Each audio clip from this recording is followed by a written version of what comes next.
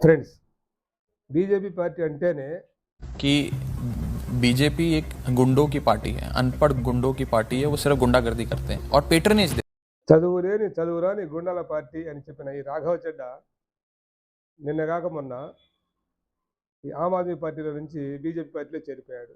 పైగా చేరి ఏమంటున్నాడంటే బీజేపీ పార్టీ మంచిది అంటున్నాడు. ఆమ్ ఆద్మీ పార్టీలో మోరల్ వాల్యూస్ ఏమంటున్నాడు. మరి ఆమ్ ఆద్మీ పార్టీలోని మోరల్ వాల్యూస్ బీజేపీ పార్టీలో ఎలా వచ్చాయో జనానికి అర్థం కావట్లా.